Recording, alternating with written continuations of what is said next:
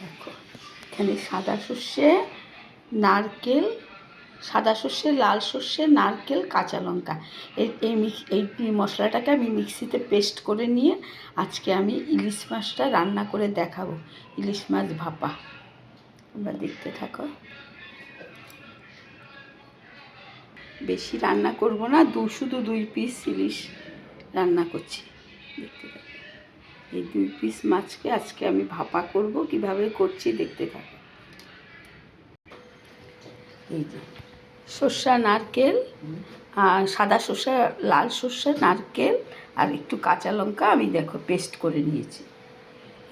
এই মশলাটা দিয়ে আজকে ইলিশ মাছটা আমি রান্না করব। এই যে মাছটা আমি হলুদ নুন মাখিয়ে অনেকক্ষণ রেখে দিয়েছি। এবার একটুখানি হালকা ভেজে নেব, একদম হালকা ভাজবো। 2 পিস মাছই করবো, ব্যাস, আর বেশি করবো না, কারণ আমরা দুজন। মাছটা হালকা করে ভেজে নিয়েছি। এবার আমি এই নারকেল, সর্ষে, কাঁচা লঙ্কা বাটাটা একটু ছেঁকে মাছে দিয়ে দেব।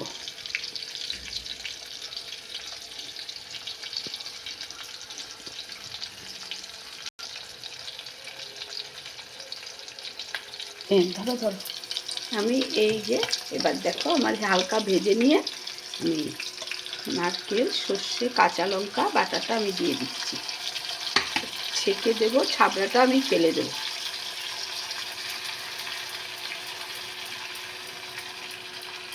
দিয়ে প্রেসারে একটু ঢাকা দিয়ে শিশি হলেই আমি অফ করে দেবো, কারণ মাছটা আমি আগে একটু হালকা ভেজে নিয়েছি। আর যদি এমনি কাঁচা করতাম তাহলে একটা সিটি দিয়ে দিতাম, কিন্তু আমি কাঁচা খাবো না বলে।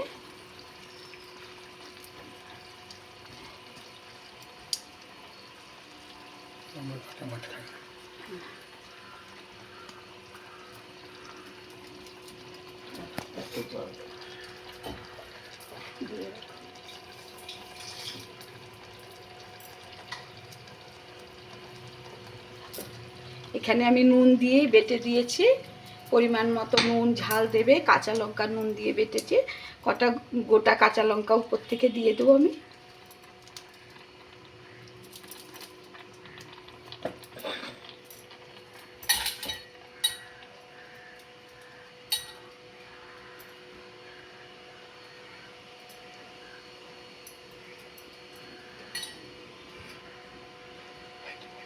ঝালটা যে যেমন খাবে সেরকম দেবে। আর এই দেখো উপর থেকে একটু আমি কাঁচা তেল দিয়ে দিচ্ছি, দিয়ে আমি একটু ঢাকা দিয়ে ভাপ দিয়ে দেব। তাহলে